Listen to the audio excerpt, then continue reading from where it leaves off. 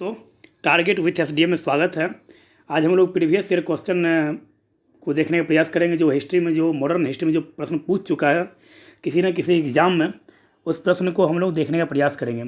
इस क्वेश्चन को देखने के साथ साथ आप लोग खुद से भी आंसर देने का प्रयास कीजिए और आप लोग देखिए कि आप लोग कितने प्रश्नों का जवाब आप लोग बिना मेरे बताए दे सकते हैं। इससे क्या हुआ कि आप अपने आप को आंक पाएंगे कि मेरी तैयारी कहाँ तक है, क्योंकि अब एग्ज़ाम नज़दीक है। तो सबसे पहला प्रश्न है, हरिजन सेवक संघ के संस्थापक अध्यक्ष कौन थे? तो सबसे पहले देखते हैं हरिजन सेवक संघ की स्थापना कब हुई। तो हरिजन सेवक संघ की स्थापना 1932 में एमजी के द्वारा किया गया। एमजी मतलब क्या? महात्मा गांधी द्वारा किया गया 1932 में। कहाँ किया गया? तो पुणे में किया गया। पुणे मतलब क्या? महाराष्ट्र में हरिजन सेवक संघ की स्थापना महात्मा गांधी जी के द्वारा किया गया। लेकिन यह नहीं पूछ रहा है, यह पूछ रहा है कि संस्थापक अध्यक्ष कौन थे। तो इसके अध्यक्ष थे घनश्याम दास बिरला जी। आप यहाँ से यह भी याद रखें कौन थे। तो घनश्याम दास बिरला जी इसके अध्यक्ष थे, संस्थापक अध्यक्ष। लेकिन इसका संगठन किसके द्वारा किया गया? तो महात्मा गांधी के द्वारा। कब? तो 1932 में। हम लोग यहाँ से यह भी याद रखेंगे। और 1932 से हम लोग यह भी याद रखेंगे 1932 में ही गांधी अंबेडकर समझौता हुआ था। यह भी आप लोग याद रखेंगे। किनके बीच? तो गांधी और इसकी अंबेडकर के बीच। गांधी जी उसमें पुणे के जेल में थे, आगा खा पैलेस जेल में थे वो। और उस समय गांधी और अंबेडकर के बीच जो समझौता हुआ उस पर गांधी जी की तरफ से मदन मोहन मालवीय जी के द्वारा एग्रीमेंट पर हस्ताक्षर किया गया। यह भी आप लोग याद रखेंगे। नेक्स्ट क्वेश्चन की ओर चलते हैं। भगत सिंह के विरुद्ध मुखबरी करने के कारण फणींद्रनाथ घोष की हत्या किसने कर दी? भगत सिंह के बारे में आप लोग जानते होंगे। 23 मार्च 1931 ईस्वी को फांसी दिया गया था। यह भी आप लोग को याद होगा। तो यहाँ पर पूछा कि भगत सिंह के विरुद्ध मुखबरी मतलब क्या? उनके विरुद्ध जाकर सरकारी गवाह देने के लिए फणींद्र घोष की हत्या किसके द्वारा कर दी गई? तो वैकुंठ शुक्ल के द्वारा फणींद्रनाथ घोष की हत्या कर दी गई। आप यहाँ से यह भी याद रखेंगे। नेक्स्ट प्रश्न को चलते हैं हम लोग। अंतरिम सरकार 1946 मुस्लिम लीग कब शामिल हुआ? कहने का मतलब कि अंतरिम सरकार में मुस्लिम लीग कब शामिल हुआ? आपसे प्रश्न यह पूछ रहा है। तो 26 अक्टूबर कब शामिल हुआ? तो 26 अक्टूबर 1946 को मुस्लिम लीग अंतरिम सरकार में शामिल हुआ। जब अंतरिम सरकार का जब गठन हुआ तो शुरुआती दौर में तो मुस्लिम लीग इसका विरोध किया और मुस्लिम लीग ने तो कहा था कि हम इसमें कभी शामिल नहीं होंगे। लेकिन मुस्लिम लीग को जब ऐसा एहसास हुआ जो नहीं इसमें शामिल होना चाहिए, तो वह पहले बाहर रह के विरोध करता था। लेकिन उसके पश्चात वह क्या किया? तो उसके पश्चात मुस्लिम लीग जो है उसके अंदर जाकर मतलब क्या, उसके भीतर अंतरिम मंत्रिमंडल में शामिल होकर उसका विरोध करते थे। तो अंतरिम मंत्रिमंडल का जो गठन है वह कब किया गया जब पूछे, तो अंतरिम मंत्रिमंडल का गठन 2 सितंबर 1946 को किया गया था। आप यहाँ से यह भी बता सकते हैं। और अंतरिम मंत्रिमंडल में श्रम मंत्री कौन थे? जगजीवन राम। अंतरिम मंत्रिमंडल में रेलवे मंत्री कौन थे? यह बहुत पूछता है आपसे। तो रेलवे मंत्री थे आशफ अली। और अंतरिम मंत्रिमंडल में शिक्षा मंत्री कौन थे? तो सी राजगोपालाचारी अंतरिम मंत्रिमंडल में शिक्षा मंत्री थे। और वित्त मंत्री कौन थे? तो लियाकत अली खां वित्त मंत्री थे। अब यहाँ पर एक शब्द है मुस्लिम लीग। तो मुस्लिम लीग से आप लोग देख लीजिए, मुस्लिम लीग की स्थापना 1906 ईस्वी में हुआ था। यह भी आप लोग यहाँ से याद रखेंगे। मुस्लिम लीग से संबंधित जब भी पूछे मुस्लिम लीग की स्थापना कब हुई, तो मुस्लिम लीग की स्थापना 1906 में हुई। ढाका आगा खां एवं सलीमुल्लाह खां के द्वारा इसकी स्थापना की गई। और यहीं से पाकिस्तान बनने की नींव दी जा रही थी। आप लोग एकाएक पाकिस्तान नहीं बना है। पाकिस्तान बनने के पीछे बहुत सारा मतलब कि बहुत दिनों से इसका नींव पड़ रहा था। तो मुस्लिम लीग से आप लोग याद रखेंगे 1906। नेक्स्ट क्वेश्चन को चलते हैं हम लोग। कांग्रेस कार्य समिति का फैसला सही नहीं है, लेकिन कांग्रेस के सामने कोई और रास्ता भी नहीं है, यह किसने कहा था? मतलब सीधा आपसे पूछ रहा है कि यह कथन किसका है? तो यह कथन है अबुल कलाम आज़ाद जी का। कौन सा कथन है? तो कांग्रेस का जो फैसला है वह सही नहीं है, लेकिन कांग्रेस के सामने इसके अलावा और कोई रास्ता भी नहीं है। यह किसने कहा था? तो अबुल कलाम आज़ाद जी यह बात कहते। अब्दुल कलाम नहीं बोलेंगे हम लोग, अबुल कलाम आज़ाद। नेक्स्ट प्रश्न की ओर चलते हैं। 14 जून 1947 को कांग्रेस महासमिति की बैठक में किसने देश के विभाजन की माउंटबेटन योजना को स्वीकार करने का प्रस्ताव पेश किया था? मतलब जून 1947 को कांग्रेस की महासमिति की जो बैठक हुई थी उसमें माउंटबेटन योजना को स्वीकार करने का प्रस्ताव किसके द्वारा लाया गया? तो गोविंद वल्लभ पंत जी के द्वारा यह प्रस्ताव पेश किया गया। गोविंद वल्लभ पंत वही हैं जो उत्तर प्रदेश के पहले मुख्यमंत्री थे। आप गोविंद वल्लभ पंत जी से यह भी याद रख सकते हैं। उत्तर प्रदेश के राज्यपाल जब आपसे पूछे तो आप लोग बता सकते हैं उत्तर प्रदेश के राज्यपाल हैं आनंदीबेन पटेल जी। और आनंदीबेन पटेल जी ही अतिरिक्त प्रभार किस राज्य के? तो मध्य प्रदेश के अतिरिक्त प्रभार आनंदीबेन पटेल जी के पास ही है। और वहाँ के मुख्यमंत्री हैं योगी आदित्यनाथ जी। और उत्तर प्रदेश अभी योगी आदित्यनाथ जी के द्वारा आगरा के मुगल म्यूजियम का नाम बदलकर वीर शिवाजी म्यूजियम के नाम पर रखने का फैसला लिया गया है। और यूपी में अब एक खूबसूरत फिल्म सिटी भी बनाने की घोषणा योगी आदित्यनाथ जी के द्वारा किया गया है। आप यहाँ से यह भी याद रख सकते हैं। दूसरी बात, उत्तर प्रदेश से आप लोग यह याद रखिए 2011 की जनगणना के अनुकूल भारत में सर्वाधिक जनसंख्या वाला राज्य कौन सा है? तो भारत में सर्वाधिक जनसंख्या वाला जो राज्य है वह भी उत्तर प्रदेश ही है। आप यहाँ से यह भी याद रखेंगे। और नेक्स्ट, गोविंद वल्लभ पंत जी को 1957 में भारत रत्न दिया गया था। यह भी आप लोग याद रखेंगे। कब इन्हें भारत रत्न दिया गया? तो इन्हें भारत रत्न, जो भारत का सर्वोच्च नागरिक सम्मान है, जिसकी स्थापना 1954 में हुई थी, वह इनको 1957 में दिया गया। यह भी हम लोग याद रखेंगे इस प्रश्न से। नेक्स्ट क्वेश्चन को चलते हैं हम लोग। नेक्स्ट क्वेश्चन है सर्वप्रथम प्रत्यक्ष कार्यवाही दिवस कहाँ मनाया गया था? यह नहीं पूछ रहा कि कब मनाया गया, यहाँ पूछ रहा है कि कहाँ मनाया गया था। तो सर्वप्रथम प्रत्यक्ष कार्यवाही दिवस जो है यह कलकत्ता में मनाया गया। यह भी आप लोग याद रखेंगे। कलकत्ता मतलब बंगाल, और कलकत्ता सब लोग को याद हो। विक्टोरिया पैलेस कहाँ है? तो कलकत्ता में है। दूसरी बात, कलकत्ता मतलब बंगाल, तो बंगाल के राज्यपाल कौन हैं? तो बंगाल के राज्यपाल हैं जगदीप धनखड़ जी, बंगाल के राज्यपाल हैं। और बंगाल के मुख्यमंत्री कौन हैं? तो ममता बनर्जी बंगाल के मुख्यमंत्री हैं। यह भी हम लोग याद रखेंगे। और बंगाल में जो है बुक्सा टाइगर रिजर्व कहाँ है? तो वह भी बंगाल में ही है। और सबसे महत्वपूर्ण जो पूछता है आपसे वह है सुंदरवन डेल्टा। सुंदरवन डेल्टा कहाँ है? तो वह भी पश्चिम बंगाल में ही स्थित है। यह भी हम लोग थोड़ा सा बंगाल से याद रखेंगे। अब चलते हैं नेक्स्ट प्रश्न की ओर। कैबिनेट मिशन को मुस्लिम लीग ने कब स्वीकार किया था? कैबिनेट मिशन योजना जो आया था तो उसको मुस्लिम लीग ने कब स्वीकार किया? तो मुस्लिम लीग के द्वारा 6 जून 1946 को कैबिनेट मिशन को स्वीकार किया गया। यह याद रखें हम लोग। कैबिनेट मिशन आया कब था? तो कैबिनेट मिशन आया था 24 मार्च 1946 ईस्वी को। यह भी आप लोग याद रख सकते हैं। अब फिर बात रही जो कैबिनेट मिशन के मेंबर कौन थे, मतलब कैबिनेट मिशन के सदस्य कौन थे, या कैबिनेट मिशन किसकी अध्यक्षता में आया था। जब भी आपसे पूछे कैबिनेट मिशन किसकी अध्यक्षता में आया था तो आप बता सकते हैं कैबिनेट मिशन जब भारत आया था तो उसमें कुल 3 सदस्य थे। आप यहाँ से यह भी बता सकते हैं कैबिनेट मिशन से।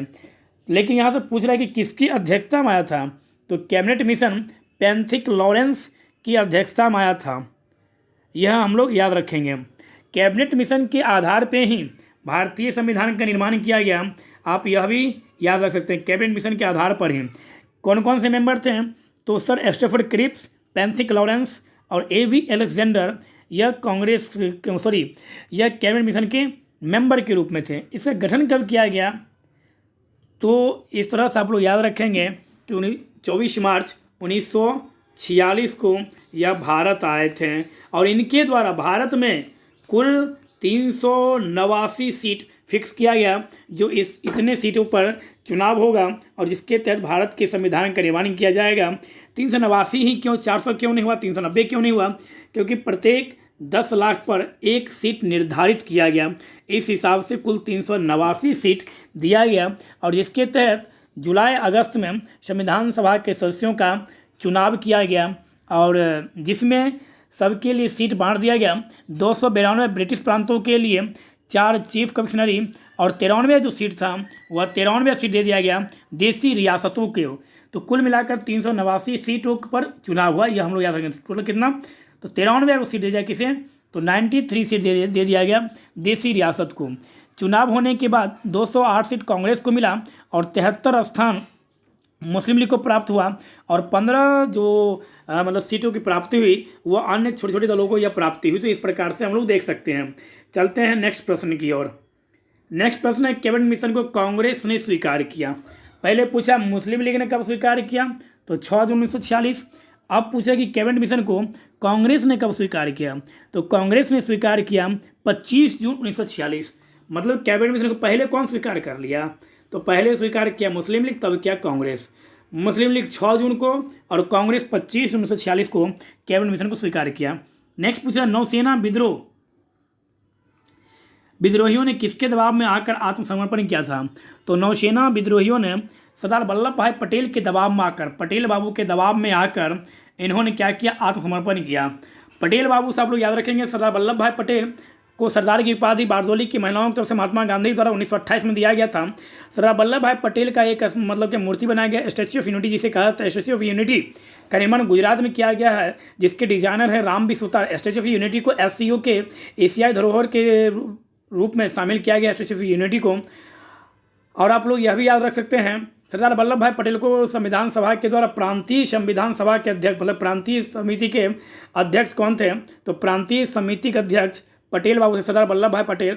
आप यहाँ से यह भी याद रख सकते हैं, पटेल बाबू से आप लोग यह भी याद रख सकते हैं, सरदार वल्लभ भाई पटेल से पटेल बाबू को भारत रत्न कब दिया गया, तो पटेल बाबू को भारत रत्न 1991 में दिया गया। 1991 में 3 व्यक्तियों को भारत रत्न दिया गया था। एक थे मोरारजी देसाई जो 1978 में जनता पार्टी के तरफ से जो प्रधानमंत्री बने थे भारत के, और एक राजीव गांधी जी, मरणोपरांत उन्हें भारत रत्न दिया गया 1991 में। तो 1991 में कुल 3 व्यक्तियों को भारत रत्न दिया गया, यह भी हम लोग याद रखेंगे। उदारीकरण, निजीकरण और वैश्वीकरण का जो फॉर्मूला जिसमें उदारीकरण का जन्मदाता हमारे भारत में डॉक्टर मनमोहन सिंह जी को बोला जाता है, वह भी 1991 में ही लाया गया था। आप यहाँ से यह भी याद रख सकते हैं। चलते हैं नेक्स्ट प्रश्न की ओर। नेक्स्ट प्रश्न बोला, जापान ने अंडमान और निकोबार द्वीप सुभाष चंद्र बोस, मतलब क्या क्वेश्चन यहाँ पर यह बोला है कि जापान जो है वह अंडमान निकोबार द्वीप समूह सुभाष चंद्र बोस को कब समर्पित किया। यहाँ पर प्रश्न आपको यही बोल रहा है, को कब दे दिया गया। तो सुभाष चंद्र बोस को यह अंडमान निकोबार जो है यह 8 नवंबर 1943 ईस्वी को कब दे दिया गया, तो 8 नवंबर 1943 ईस्वी को दे दिया गया। नेक्स्ट प्रश्न यहाँ पर बोल रहा है, नेताजी ने अंडमान का नया नाम क्या रखा था, मतलब कि नेताजी के द्वारा अंडमान का नाम क्या रखा गया, तो नेताजी के द्वारा अंडमान का नाम शहीद द्वीप रखा गया। आप यहाँ से यह भी याद रखेंगे, नेताजी द्वारा कौन सा द्वीप, तो शहीद द्वीप नाम रखा गया। नेक्स्ट प्रश्न है, आज़ाद हिंद फौज के महिला ब्रिगेड का क्या नाम था, तो आज़ाद हिंद फौज के महिला ब्रिगेड का नाम था लक्ष्मीबाई रेजिमेंट। कौन सा, तो लक्ष्मीबाई रेजिमेंट। रानी लक्ष्मीबाई सब लोग याद रखिएगा। झांसी से 1857 की क्रांति में नेतृत्व किसने किया था, तो रानी लक्ष्मीबाई के द्वारा नेतृत्व किया। और झांसी से अंग्रेज कौन था, तो हीरोज और रानी लक्ष्मीबाई के बीच में यह युद्ध हुआ था और यह वीर गति को प्राप्त हुए, वीरांगना। और हीरोज ने कहा था इस आंदोलन के बाद, जो इस युद्ध में 100 पुरुषों के बराबर एक महिला को हमने देखा। रानी लक्ष्मीबाई से वो इतना प्रभावित हो गए, उनके मतलब आक्रमण नीति बोलिए या अदम्य साहस के कारण हीरोज इनसे बहुत प्रभावित हुआ। तो यह भी याद रखें। दूसरी बात, रानी लक्ष्मीबाई का जन्म कहाँ हुआ, तो बनारस में। और रानी लक्ष्मीबाई का समाधि कहाँ है, तो रानी लक्ष्मीबाई का समाधि है आप लोग बोल सकते हैं मध्य प्रदेश। मध्य प्रदेश में कहाँ जब पूछे तो मध्य प्रदेश के ग्वालियर में। नेक्स्ट प्रश्न की ओर चलते हैं हम लोग। 1939 में सुभाष चंद्र बोस ने किसे हराकर कांग्रेस के अध्यक्ष चुने गए, तो 1939 में सुभाष चंद्र बोस पट्टाभी सीतारमैया को हराकर कांग्रेस के अध्यक्ष चुने गए। पट्टा सीतारामैया जो महात्मा गांधी के द्वारा खड़ा किए गए प्रतिनिधि थे, यह भी हम लोग याद रखेंगे। 1939 और 1939 में ही इसके अध्यक्ष बनने के 1 से 2 दिन बाद सुभाष चंद्र बोस इस पद से इस्तीफा दिए और उन्होंने फॉरवर्ड ब्लॉक की स्थापना की। फॉरवर्ड के संस्थापक किसे सुभाष चंद्र बोस को कब किए थे? 1939 में फॉरवर्ड ब्लॉक। इंडियन स्ट्रगल नामक पुस्तक किसने लिखा? तो सुभाष चंद्र बोस के द्वारा इंडियन स्ट्रगल नामक बुक भी लिखा गया, आप यह भी बोल सकते हैं। नेक्स्ट प्रश्न है, हरिपुरा अधिवेशन कब हुआ था? तो यह किसका अधिवेशन था? तो हरिपुरा अधिवेशन जो है वो कांग्रेस का अधिवेशन था, यह पूछ रहा है। तो यह हुआ था 1938 में, आप यहाँ से यह भी बोल सकते हैं। नेक्स्ट प्रश्न है, तीनों गोलमेज सम्मेलन के समय ब्रिटेन का प्रधानमंत्री कौन था? तो तीनों गोलमेज सम्मेलन के समय ब्रिटेन के प्रधानमंत्री रैमजे मैकडोनाल्ड थे। कौन थे? तो रैमजे मैकडोनाल्ड ब्रिटेन के प्राइम मिनिस्टर थे, आप यह भी याद रखिएगा। नेक्स्ट प्रश्न बोल रहा है यहाँ पर, किस समझौता को दिल्ली समझौता के नाम से भी जाना जाता है? तो गांधी इरविन समझौता जो 5 मार्च 1931 को हुआ था, इस समझौता को दिल्ली समझौता भी बोला जाता है और इस समझौता को गांधी इरविन समझौता भी बोला जाता है, क्योंकि उसमें भारत के गवर्नर जनरल कौन थे? लॉर्ड इरविन, जिनका कार्यकाल 1926 से 1931 तक था, यह भी हम लोग याद रखेंगे। नेक्स्ट प्रश्न की ओर चलते हैं। सुभाष चंद्र बोस ने गांधी जी के नमक सत्याग्रह की तुलना किसके पेरिस यात्रा से किया?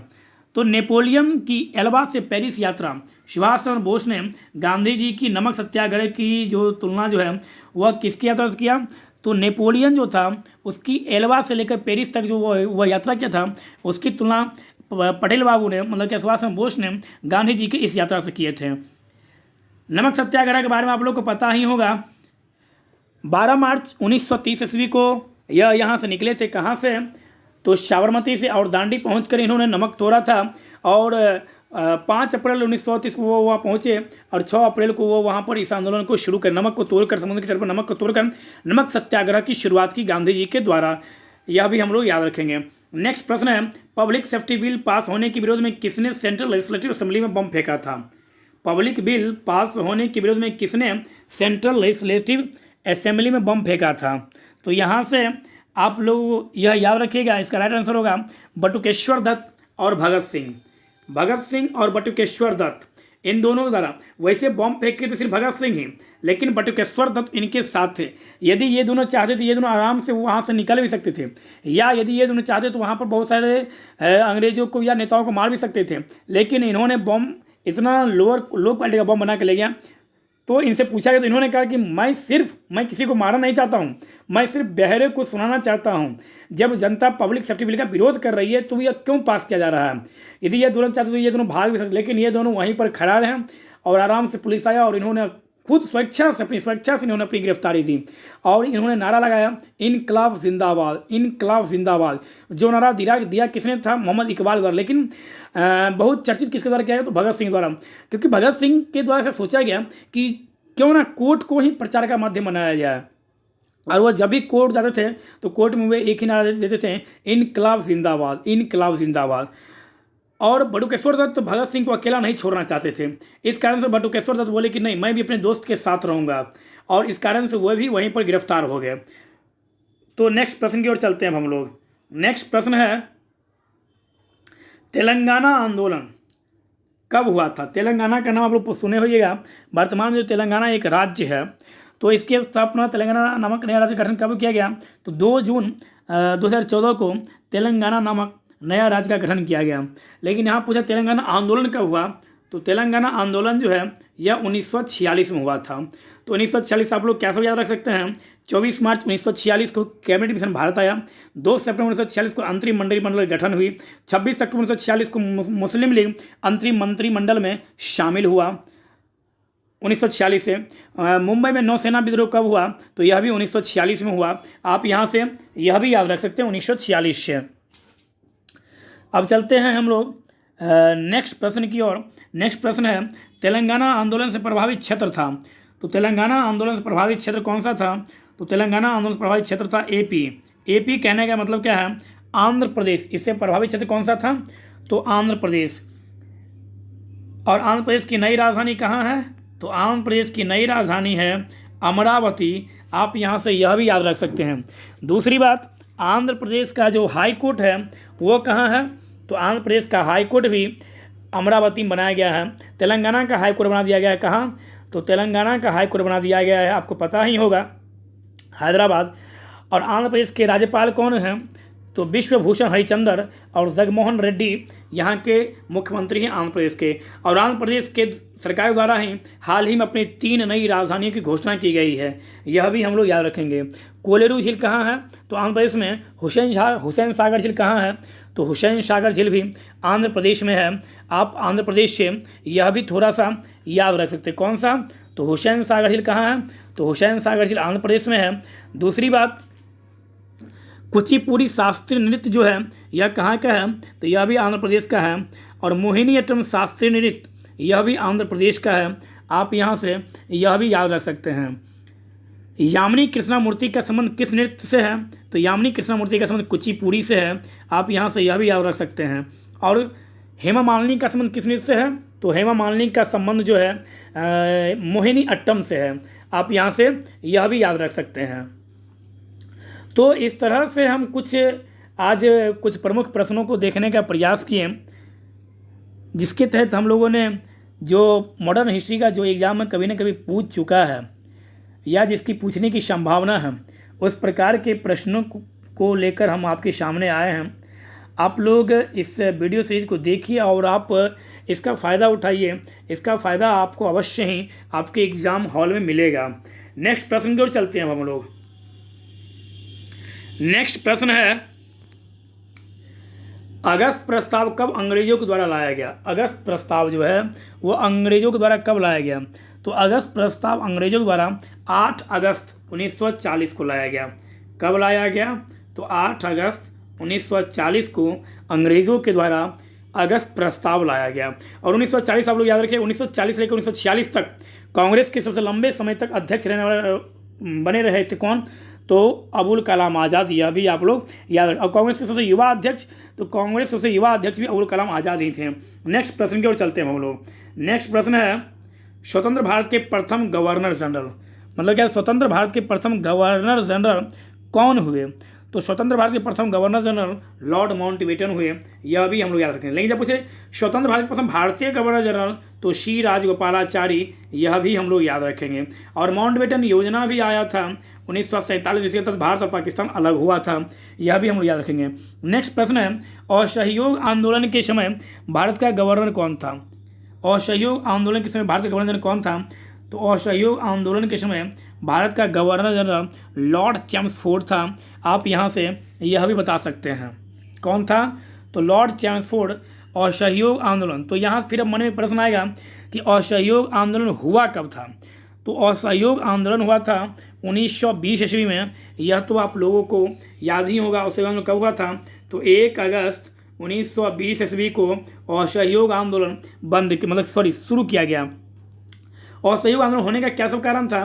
तो आप बोल सकते हो असहयोग आंदोलन का होने का कारण 1919 मॉन्टेग्यू चेम्सफोर्ड सुधार अधिनियम, 1919 में जो जालियांवाला बाग हत्याकांड हुआ था वह भी कारण था।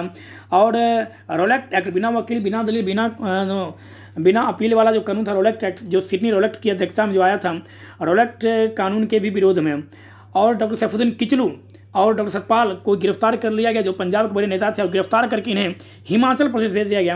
हिमाचल प्रदेश मतलब क्या? जहाँ कंगना रनावत की जो जन्मस्थली है हिमाचल प्रदेश, वहाँ भेज दिया गया इन्हें।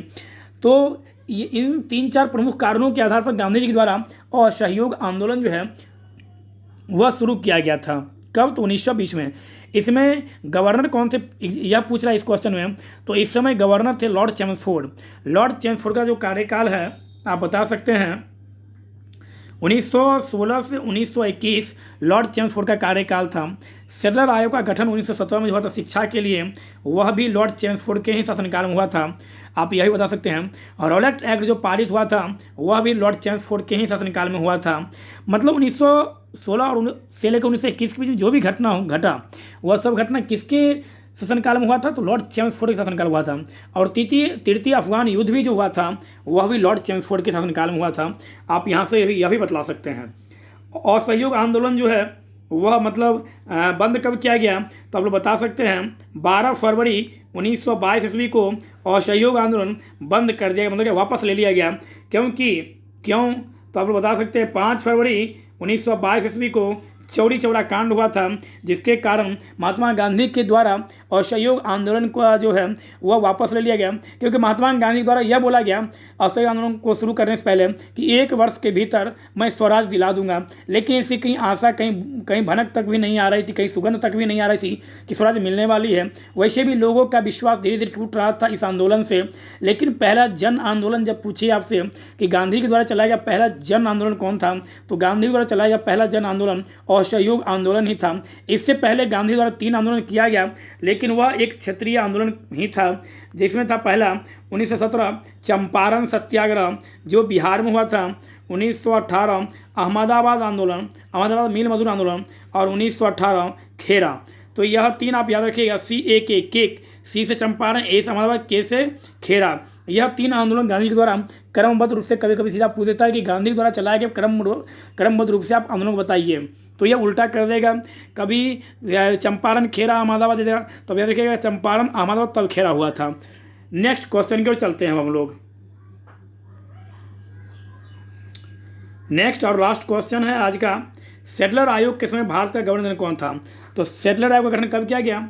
तो सेटलर आयोग का गठन 1917 में किया गया, और उसमें कौन हुआ गवर्नर? तो लॉर्ड चैम्सफोर्ड सेटलर आयोग के समय भारत के गवर्नर जनरल थे, क्योंकि लॉर्ड चैम्सफोर्ड का जो शासनकाल है वह 1916 से लेकर 1921 तक चला था। आप यहाँ से यह भी याद रख सकते हैं सेटलर आयोग का संबंध किससे था, तो यह भी पूछता एग्जाम में।